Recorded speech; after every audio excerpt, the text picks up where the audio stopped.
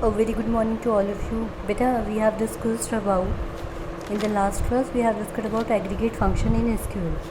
So now we are going to learn about how these aggregate function we are using in our tables, right? So I have told all of you to open page number 350 and draw the table student and fees. That means this one table student and fees.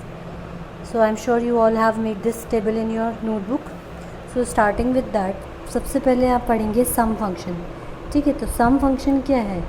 सम मतलब it returns the total sum of a numeric column. जो numeric column है उसका total sum आपको provide करता है. ठीक है, तो क्या करेगा? अर्थमेटिक टोटल प्रोवाइड करेगा सभी वैल्यू का किसी पर्टिकुलर कॉलम की. ठीक, तो ये हमेशा आर्ग्यूमेंट किस टाइप का लेता है? सिर्फ इंटीजर टाइप का. ठीक है, तो जैसे आपने बोला MySQL select sum marks from student, तो जो ये मार्क्स वाली कॉलम है इनके सभी को ऐड करके और ये आपको आउटपुट दे देगा सम मार्क्स 742. ठीक है, यानी कि total sum of the numerical column which column? Marks column from the table student. तो इस तरीके से इसका सेंटेंस है सम फंक्शन का. Now we will talk about average function. Average function क्या होता है? If you want to find out the average value of any column और expression based on a column then we are using average function. है कि अगर आपको किसी भी वैल्यूज़ का एवरेज निकालना है, obviously it will be a numerical value, right? Numeric value का ही, नंबर्स का ही आप एवरेज निकाल सकते हो. सो how you will write it? My SQL select average marks from student. तो स्टूडेंट टेबल में से मार्क्स वाले कॉलम में जाकर एवरेज कैलकुलेट करेगा. So how you will calculate the average? Average कैसे कैलकुलेट करते हैं? टोटल मार्क क्या होता है? Sum of all the marks, right, divide by total number of marks हो गए. कि suppose 10 + 5 + 2, right, 7, and how many numbers of total marks? 1 2 3 4 divided by 4. So in this way you will be able to get out the, you will get the average marks, right? Then we will talk about max function. max function basically क्या करता है? Highest value provide करता है among set of values. ठीक है, तो जितनी भी हमारी सेट ऑफ वैल्यूज़ हैं ये भी न्यूमेरिकल पे ही लगेगा. तो या तो ये किसी value given set of values पर या फिर एक्सप्रेशन बेस्ड किसी कॉलम पर आप अप्लाई करोगे. तो आप जैसे लिखोगे MySQL select maximum marks from student where gender is male. ठीक है, तो maximum marks from student table, this table में से maximum marks, which one is the maximum marks? 98. ठीक है, plus you have applied one condition जहाँ पर student table में से मैक्सिमम मार्क्स, लेकिन कहाँ पर? जहाँ पर जेंडर क्या हो? एन. N means male. ठीक है, तो मेल में सबसे ज़्यादा, देखिए मेल में सबसे ज़्यादा किसकी वैल्यू है? 98 की. तो मैक्सिमम मार्क्स क्या दिखा देगा? ये 98. समझ आ गया? अब हम बात करते हैं मिनिमम वैल्यू के. मिनिमम फंक्शन क्या रिटर्न करता है? Smallest values among set of given values. ठीक है, अब मिनिमम वैल्यू क्या होती है? वैसे तो ज़ीरो मिनिमम वैल्यू है, लेकिन ज़ीरो या नल आप बोल दो, लेकिन नल वैल्यूज़ हम क्या लेते हैं? लेते ही नहीं हैं, कंसिडर ही नहीं करते. ठीक है, तो नल के बाद जो सबसे मिनिमम वैल्यू है उसको हम कंसिडर करेंगे. जैसे हमने बोला MySQL select minimum marks from student. Student table में से मिनिमम मार्क्स को फाइंड आउट करें जहाँ पर स्ट्रीम क्या हो? साइंस हो. तो यहाँ पर अब एक कंडीशन क्या हो गई कि स्ट्रीम क्या होनी चाहिए? साइंस होनी चाहिए. ठीक है, तो अब इस चीज़ को हम इस वाली टेबल की जगह आपके पेज नंबर जो है बेटे 361, as per my book it is 351 page number पे जो ये टेबल है, इसके हिसाब से आप इस जो है सिस्टम को समझेंगे. ये टेबल सभी बच्चे बुक पे बनाएंगे, सॉरी नोटबुक पे बनाएंगे. ठीक है, बुक में तो ऑलरेडी बनी हुई है. तो अब इसके हिसाब से आप मिनिमम वैल्यू चेक करेंगे. मिनिमम वैल्यू कैसे चेक करेंगे? जहाँ पर क्या बोला गया है? जहाँ पर स्ट्रीम साइंस हो. साइंस कहाँ पर है?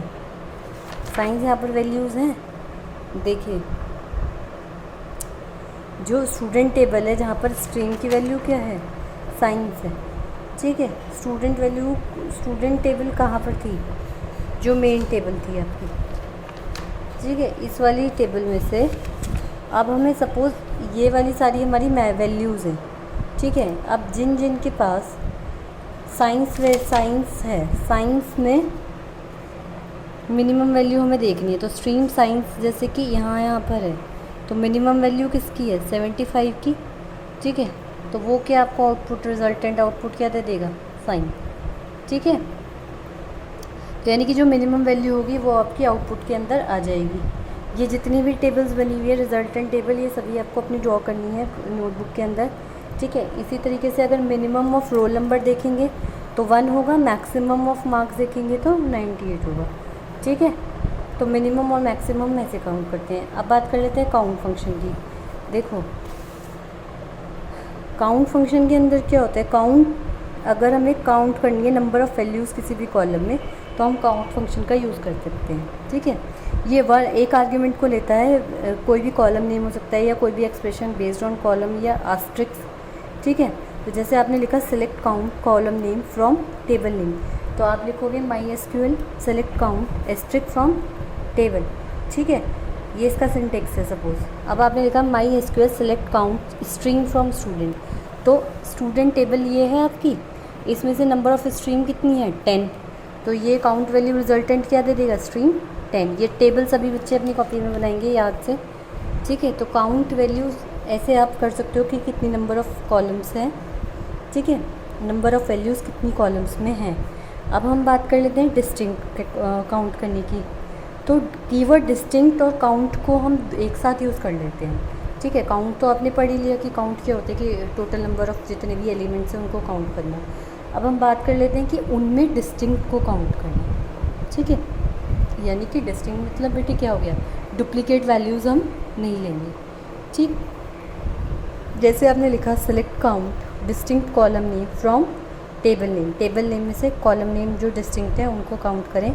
फॉर एग्जांपल अगर हमें काउंट करना है, डिस्प्ले करना है number of stream student table में से और इग्नोर करते हुए डुप्लीकेट वैल्यूज़ को, तो आपने क्या लिखा MySQL select count distinct stream, distinct मतलब no duplicacy of the values from student table. तो अब आप यहाँ पर देख रहे हो साइंस, कॉमर्स, वोकेशनल और humanities, they are 4 streams. These streams are repeated more than once और ट्वाइस। ठीक है, लेकिन हमें क्या लेना है, डिस्टिंक्ट लेना है, because we are using here distinct keyword. So distinct keyword use करते ही वो काउंट करेगा distinct stream which is 4 stream, science, commerce, humanities, मतलब स्ट्रीम कौन सी, science, commerce, humanities and vocational, these are the 4 stream. ठीक, अब हम बात कर लेते हैं SQL ऑर्डर बाय क्लॉज। ठीक है, अगर आपको अपने डेटा को सॉर्ट करना है, सॉर्टिंग मीन्स उसको सीक्वेंसिंग करनी है असेंडिंग या डिसेंडिंग ऑर्डर में बेस्ड ऑन एक या एक से ज़्यादा कॉलम में। ठीक है, यानी कि अगर एक या एक से ज़्यादा फील्ड को यूज़ करते हुए आपको अपनी टेबल की को क्या करना है, सॉर्टिंग आउट परफॉर्म करनी है, तो आप ऑर्डर बाय क्लॉज करेंगे। तो ऑर्डर बाय में क्या होता है बेटे, सिंटेक्स क्या है, सिलेक्ट करेंगे कॉलम लिस्ट। ठीक है, फ्रॉम टेबल नेम देंगे कि वो उस टेबल में से कॉलम लिस्ट करें जहाँ पर ये कंडीशन हो। ठीक है, where condition order by column name ascending और डिसेंडिंग। ठीक है, तो इसमें ये भी हमें स्पेसिफाई करना पड़ेगा, असेंडिंग में करेंगे या डिसेंडिंग में। बाय डिफ़ॉल्ट किस में लेती है वैल्यू हमेशा, असेंडिंग में या डिसेंडिंग में। अब ये आप मुझे बताएंगे कमेंट सेक्शन में कि असेंडिंग में जाती है वैल्यू हमेशा या डिसेंडिंग में। ये आपको मैंने 11th में पढ़ाया है। फॉर एग्जांपल आपको रोल नंबर डिस्प्ले करना है, नेम डिस्प्ले करना है, मार्क्स ऑफ स्टूडेंट डिस्प्ले करना है, उनके मार्क्स के बेसिस पे असेंडिंग ऑर्डर में, असेंडिंग ऑर्डर बढ़ते क्रम में। ठीक है, तो आपने बोला MySQL select roll number, name, marks from student, order bye किसकी बेसिस पे, मार्क्स के बेसिस पे। किस में कर रहे हो, अब यहाँ पे देखो, यहाँ पे है कि सपोज़ अब मैं इस चीज़ को करूँ कि डिसेंडिंग में कर रही हूँ, तो मैं डिसेंडिंग में दे दिया मैंने कि डिसेंडिंग ऑर्डर में हम करेंगे। ठीक है, अब सॉर्टिंग हम कर रहे हैं कॉलम अलाइज की। अगर column alias is defined for, अगर कॉलम अलाइज यानी कि कॉलम का कोई फॉल्स नेम डिफ़ाइन किया गया है किसी कॉलम के लिए, तो हम उसको यूज़ कर सकते हैं डिस्प्ले करने के लिए रो असेंडिंग ऑर्डर में या डिसेंडिंग ऑर्डर में using order by clause, order by clause को यूज़ करते हुए। ठीक है, यानी कि अगर कॉलम का कोई फॉल्स नाम या निक नेम जैसे कह देते हैं किसी कॉलम का डिफ़ाइन करा गया है, तो हम उसको यूज़ कर सकते हैं रो को डिस्प्ले करने के लिए असेंडिंग या डिसेंडिंग ऑर्डर में, किसकी मदद से, ऑर्डर बाय क्लॉज की मदद से। जैसे कि आपने लिखा for example MySQL select roll number, name, marks as mark obtain. ठीक है, कहाँ से, from student, order by marks obtain.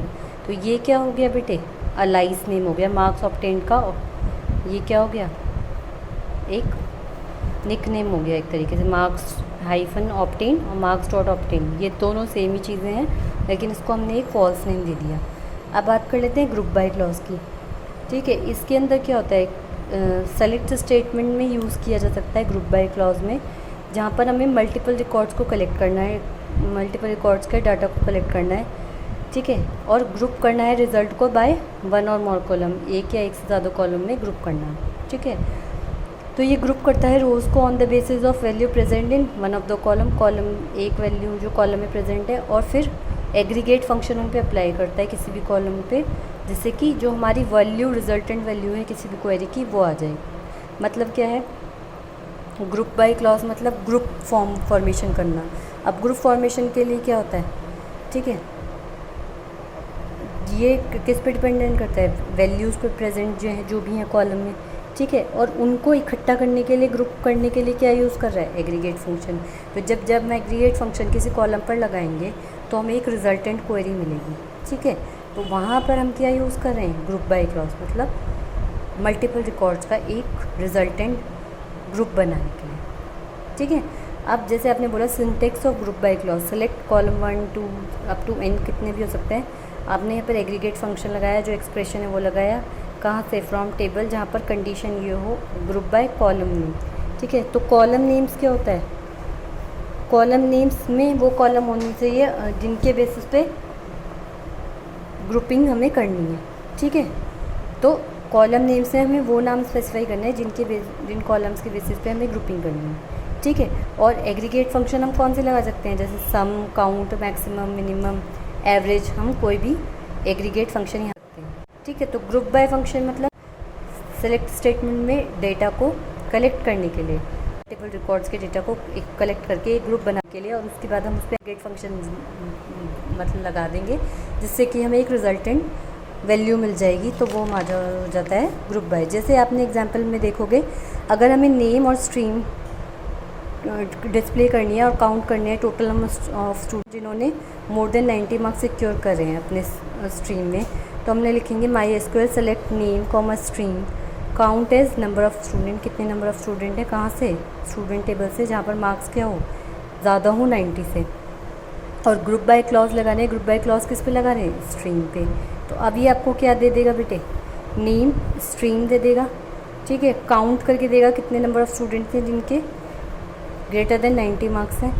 ठीक है, और उनके मार्क्स डिस्प्ले कर देगा। ठीक, अब हम बात कर लेते हैं हैविंग क्लॉज की। हैविंग क्लॉज में क्या होता है, ग्रुप बाय क्लॉज जो है उसे कॉम्बिनेशन में हम इसको यूज़ कर सकते हैं। ठीक है, तो सेलेक्ट स्टेटमेंट में हम इसको यूज़ करते हैं फिल्टर करने के लिए रिकॉर्ड्स को बाय स्पेसिफाइंग ए कंडीशन कि ये जो पर्टिकुलर कंडीशन है ये सेटिस्फाई करती है ना या नहीं। ठीक है, तो जो क्या कौन रिटर्न करेगा, ग्रुप बाय फंक्शन रिटर्न करेगा। तो aggregate function are not allowed to be use with where clause. Aggregate function को हम कहाँ यूज़ नहीं कर सकते, वेयर क्लॉज के साथ यूज़ नहीं कर सकते। ठीक है, ग्रुप ऑफ रोज़ में आप एग्रीगेट फंक्शन यूज़ कर सकते हो। एग्रीगेट मतलब कॉम्बिनेशन हो गया, तो सिंगल वैल्यू पे क्या कंबाइन करोगे। ठीक है, तो ग्रुप ऑफ वैल्यूज़ पे ही, ग्रुप ऑफ रोज़ पे ही आप इस फंक्शन को यूज़ कर सकते हो। सिंटेक्स क्या रहेगा, जैसे आपने बोला select column 1 column 2 column n। Aggregate function में एक्सप्रेशन कहाँ से, टेबल, फ्रॉम टेबल नेम, जहाँ पर ये कंडीशन हो, ग्रुप बाय, ग्रुप किसके फॉर्म में करना है और क्या क्या कंडीशन, ये अगर हैविंग है तो हमारा तो ये हमारा हैविंग क्लॉज लगा रहे हैं किस लिए, कि एक कंडीशन इम्पोज करने के लिए अपनी टेबल के ऊपर। जैसे आपने बोला for example MySQL select stream को सिलेक्ट करते हुए sum of marks as total marks की फॉर्म में सम ऑफ मार्क्स दे दे, कहाँ से, स्टूडेंट टेबल से, और ग्रुप बाय किसकी फॉर्म में करे, स्ट्रीम की फॉर्म में। तो इस स्ट्रीम की फॉर्म में कर दिया। अब कहाँ पर करे, जहाँ पर मैक्सिमम मार्क्स ग्रेटर देन 85 है, यानी कि उन स्ट्रीम्स से जहाँ पर मैक्सिमम मार्क्स ग्रेटर देन 85 है, वहाँ पर हम वो वैल्यूज़ निकाल के आपको रिजल्टेंट टेबल के अंदर दे दें। तो आपकी जो मेन टेबल है उसमें से जो टेबल निकलती है उसको हम बोल देते हैं बेटा रिजल्टेंट टेबल। ठीक है, so what is the difference between where versus having. Where clause work in respect of whole table, मतलब पूरी टेबल के ऊपर काम करता है, लेकिन हैविंग क्लॉज कहाँ पर काम करता है, ग्रुप्स में। ठीक है, तो अगर अब क्या होता है बेटे, अगर वेयर और हैविंग हम दोनों यूज़ कर रहे हैं एक टाइम पे, तो पहले कौन एग्जीक्यूट होगा? Where will be executed first, ठीक है। तो वेयर कहाँ यूज़ होता है? एक कंडीशन पुट करने के लिए किसी इंडिविजुअल रो या इंडिविजुअल रो पे किसी टेबल की। लेकिन अगर हम हैविंग यूज़ कर रहे हैं तो इंडिविजुअल ग्रुप जो हमने बनाए हैं ग्रुप बाय क्लॉज से हैं, यूजिंग सेलेक्ट स्टेटमेंट में जो ग्रुप बाय क्लॉज की मदद से हमने इंडिविजुअल ग्रुप बनाए हैं, वहाँ पर हम यूज़ करते हैं हैविंग क्लॉज, ठीक है। तो इसको एक दो बार पढ़ना। वेयर और ग्रुप ऑर्डर ग्रुप जो है, वेयर वर्सेस हैविंग क्लॉज, ठीक। और order by clause, group by clause ज़्यादा कॉम्प्लिकेटेड नहीं है, बस थोड़ा सा समझने वाली चीज़ है कि लगाएंगे कहाँ पे, ठीक। इसको पढ़ के मुझे बताना कोई भी प्रॉब्लम हो, ठीक है। तो इसके साथ आपका बेटा ये वाला चैप्टर कंप्लीट होता है, ठीक है। हैव अ गुड डे बेटा।